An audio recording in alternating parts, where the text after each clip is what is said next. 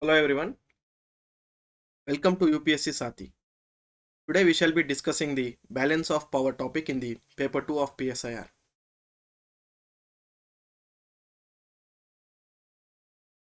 In this topic, we shall discuss about the meaning, what are the views of various scholars on balance of power, the features, various methods through which balance of power is achieved, arguments favor and against balance of power, and finally, relevance of balance of power in the 21st century. So even before we venture into the topic, a little background. In the various methods of study of IR, we have the realist approach and the idealist or liberal approach, which are very famous. The realists say the human nature is self-interested. Just as the human beings have self-interest, the nations also have national interest. And for nations, the survival is most important in the international sphere because the international sphere is full of anarchy, where there is no single power above the nation states to bring the law and order in the international system. So states are in a perpetual competition with each other to get more power and over the other states. So this naturally leads to conflict and war among the states. So states, in their pursuit of survival, they go for various power management tools to increase their power and to manage the power of other states. And one such power management tool is balance of power. Balance of power is a power management tool in the realist tradition. The liberals say collective security, which is in a more positive sense compared to balance of power, is their power management tool. So now in the realist tradition, let's see what is this balance of power is all about. The simple meaning of balance of power is in the international sphere, when the countries are in conflict with each other, the states try to get more power for themselves through various methods, which we will be discussing later. And each state tries to become a hegemon, that is, get more power and dominate on the other states. And balance of power is a system where various other states come together to dominate this hegemon, to fight the hegemon, so that no one country can become a dominating power over the other countries.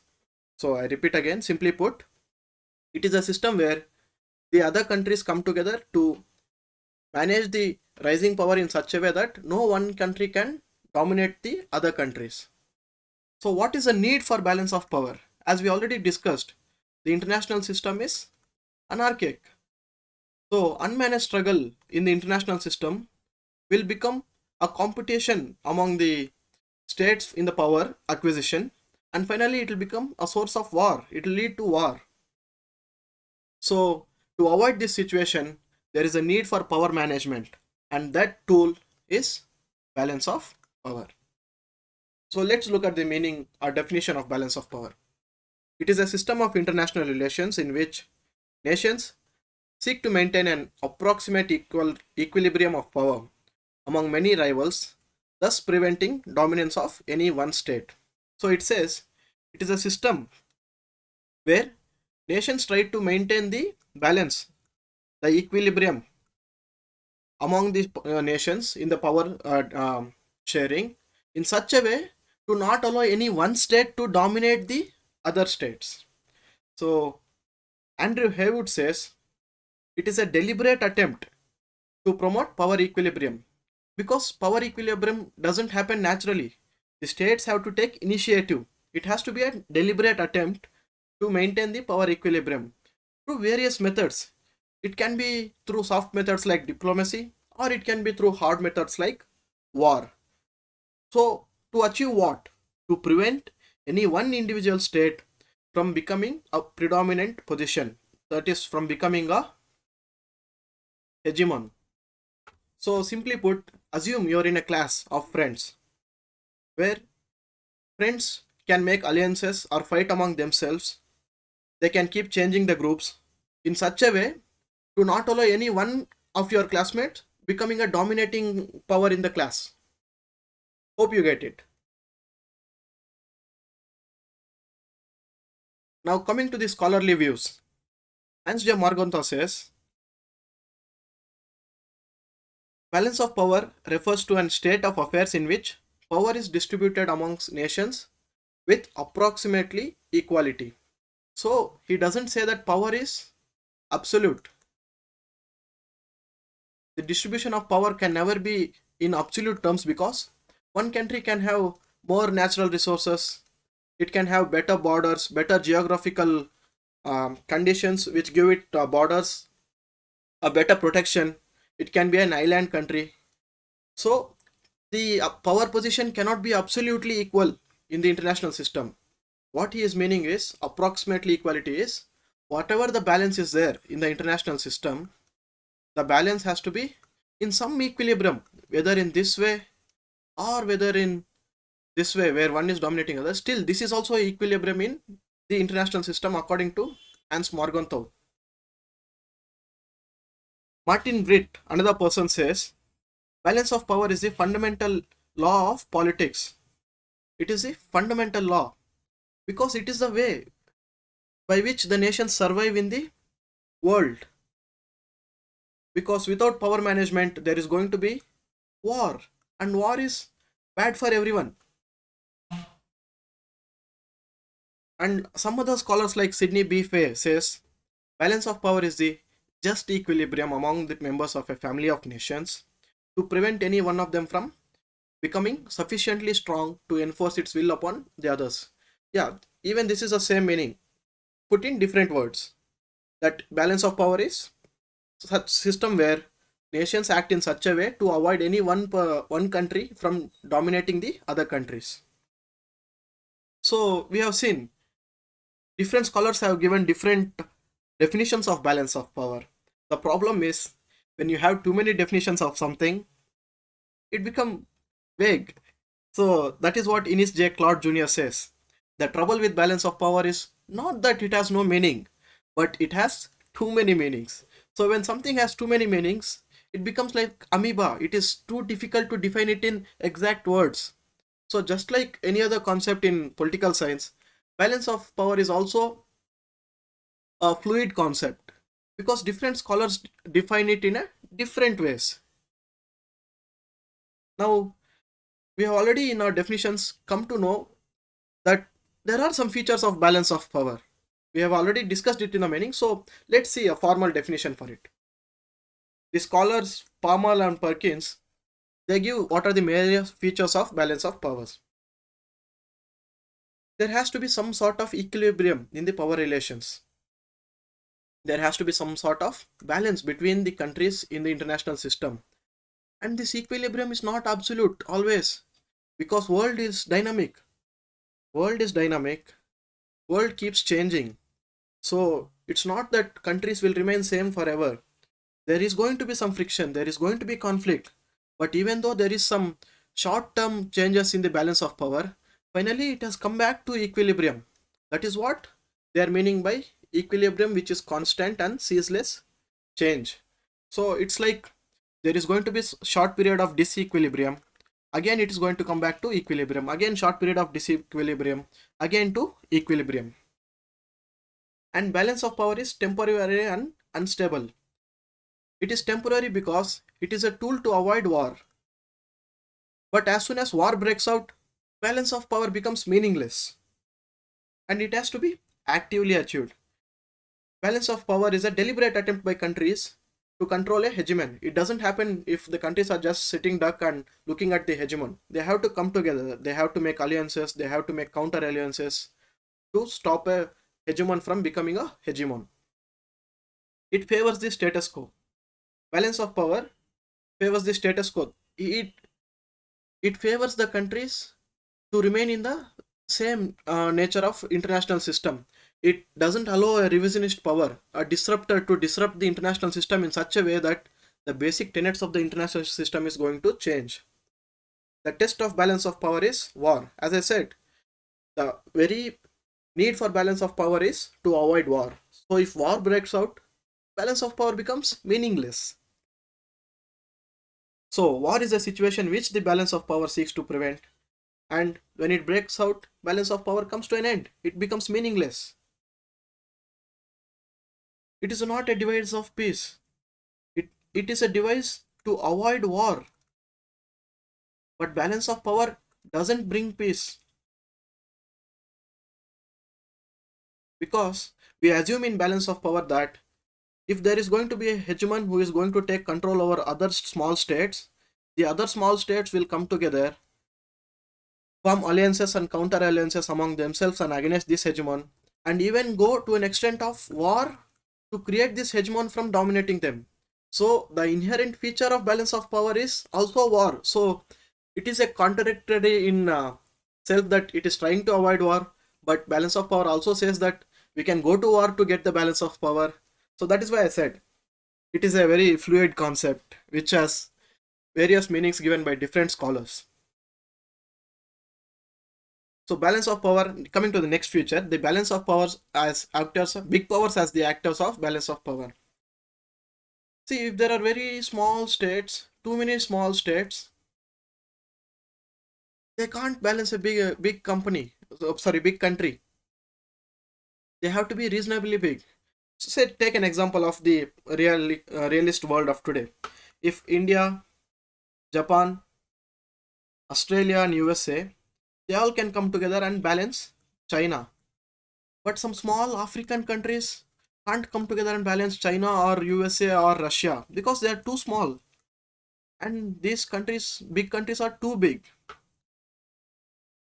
And one more feature of balance of power is there has to be multiple states. Balance of power doesn't work in a situation of bipolar or unipolar world. It has to be a multipolar world. Only then countries can have alliances and counter alliances among themselves. And all the countries act on their basis of national interest. Now we have looked at the features of balance of power. Now let's see what are the methods through which this balance of power is achieved. The first one is compensation of territory. Say if a power is becoming too powerful, country is becoming too powerful, what the other countries will do? They'll come together, wage a war against this country. They will break the country into three parts.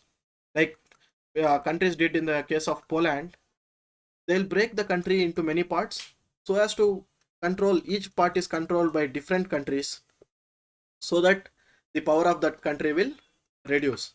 Same happened with the case of Germany after the World Wars, where Germany was divided into East Germany and West Germany. This was done to reduce the power of Germany. And the next method is alliances and counter alliances. Alliances is when countries come together. The best example for alliances and counter alliances is the NATO led by the USA, and the counter alliance of this is the CATO led by the USSR during the Cold War period. And the next one is intervention and non-intervention. Intervention by big countries in the affairs of the small countries, like USA intervening in Iran, Iraq with wars, Syria, Israel. These countries use other countries as proxies to achieve their national interest. And non-intervention. Even in the intervention case, we can consider the Vietnam example, where US, South Korea example. In the non-intervention, when wars are happening, countries deliberately don't try to stop it. They just, like a third person, sit on the stadium chairs and look at the war. This is non-intervention. This is also a method of balance of power. Say, uh, for example, friction is happening in Somalia and other areas, Syria. So countries don't intervene there, assuming they don't intervene there. That is also a method of balance of power. And the next is divide and rule.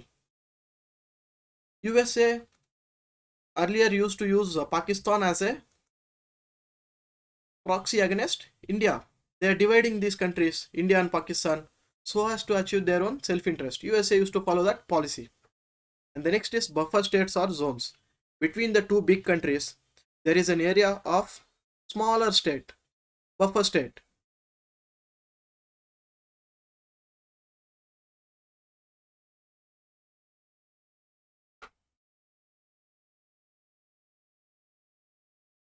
Say between China and India,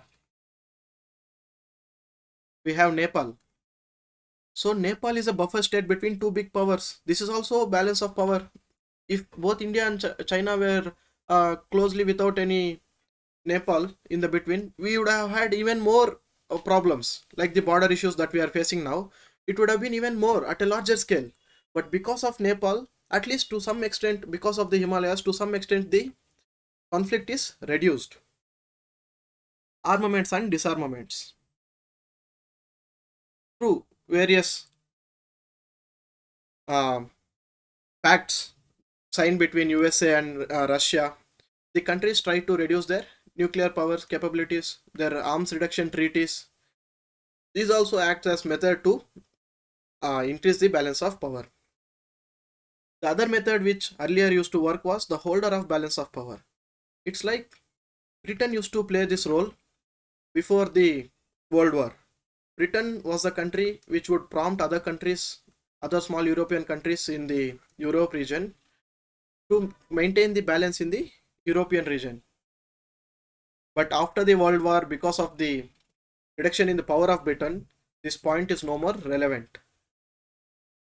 Now, this period of 1815 to 1894 was considered as the golden age of balance of power because it tried to avoid many wars in that period.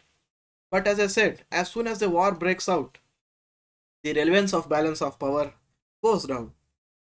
With the breakdown of First World War in 1914 and later the balance of power couldn't achieve the peace, and finally it also conflicts also led to the Second World War.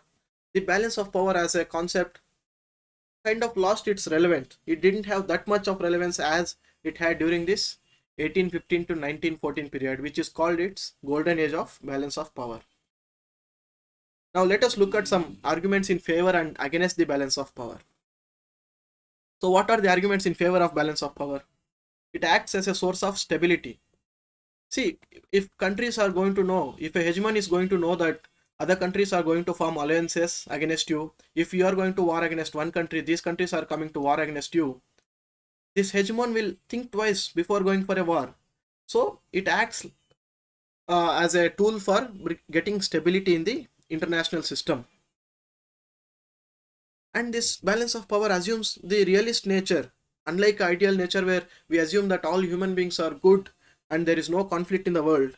Realist nature of the international system suits the balance of power, ensures multiplicity of states. This the balance of power to work, it has to have many states, without which it can't work. It guarantees the freedom of small states. Even a small state is important in the balance of power. The hegemon is going to take over even a small states. The other states will feel threatened. They may think that, okay, this is the case of this small state today. What is going to be our case tomorrow? So they are going to stop this hegemon because of the fear of uh, the other countries coming against the hegemon. The hegemon will not go for war, so it kind of discourages war. Thus, by discouraging war in such a way, it also acts a source of peace in the international relations. These are the arguments for encouraging balance of power. But what are the arguments against balance of power? As we studied earlier, it is a kind of paradox because balance of power wants countries to even go to war to achieve balance of power. So it is like balance of power is using war to avoid war. So this is funny. So it's a paradox. So balance of power sometimes cannot achieve peace. It will lead to war. This is the argument against balance of power. And balance of power assumes that states are static units. States are not always static units. States are very dynamic. It's not that always states will go for balance of power to maintain power. States can go for internal balancing. They can increase their power. They can increase their nuclear capabilities. They can increase their trade and dominate in other areas. It is not that states have to go only for balance of power through war and external balancing to control the other states. They can go for different other methods. They can use cultural methods, cultural hegemony. They can use commerce, that is economics, to go for indirect war, indirect power control. And the critics of balance of power says it's not that always there has to be many states to maintain peace. Even the one state, like the unipolar world, USA, can maintain balance of power in the world. When the hegemony of USA was there after the World War II, there was not any war. So even one state can maintain peace. And balance of power is based on narrow basis. It looks countries only through power spectrum. What about the good things that the countries do? What about the cooperation in the UN? What about the cooperation in other international bodies? And during various disasters, countries go to help each other. So what about this aspect? You only look from a pessimistic negative perspective of human nature. You also need to consider the positive aspects. And they say it's not that peace is dependent on the deterrence given by balance of power. The peace is more dependent upon the international conscience and morality of the rulers, of the countries, of the world leaders. War doesn't happen because the world leaders feel that war is not good for anyone.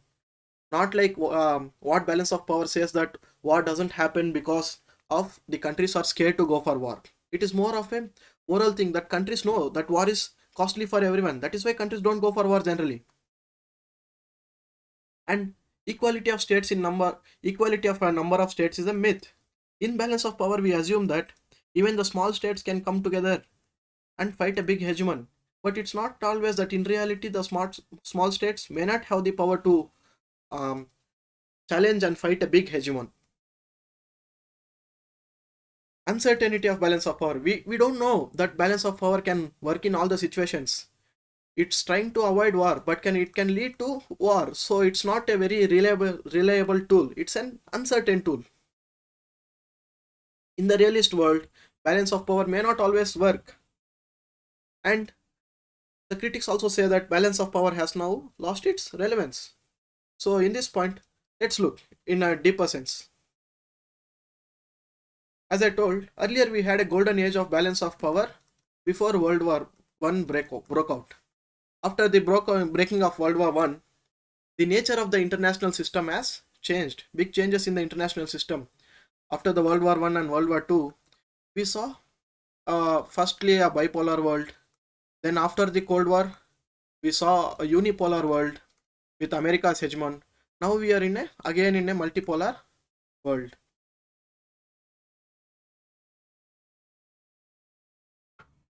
Just a second. Now again we are in a multipolar world. So the nature of the world is changing. It's not the time of golden age of balance of power. The conditions of the world have gone a big change. The balance of power was more relevant in the Europe continent in the era of European domination. But now the world is a huge marketplace, is a global village because of globalization. The conditions have changed. And changes in the psychological environment. Countries earlier, in olden days, they used to go for war to control each other. Now countries use propaganda.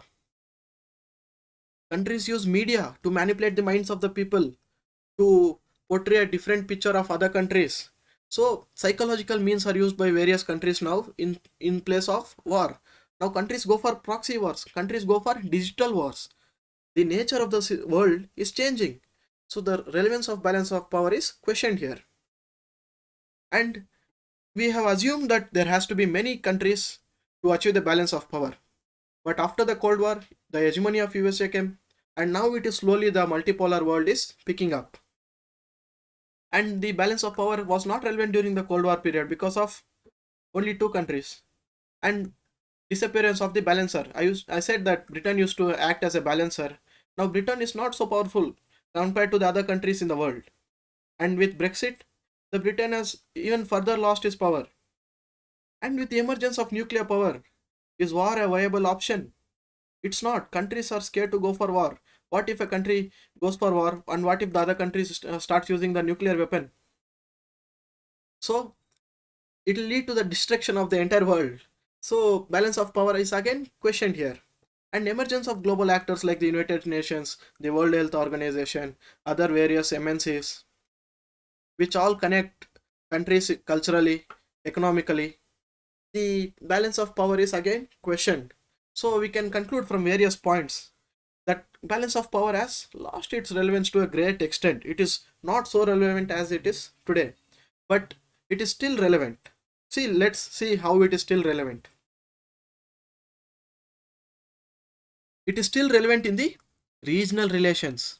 Balance of power might have lost its power as a power management tool at the global context, but it is still relevant regionally.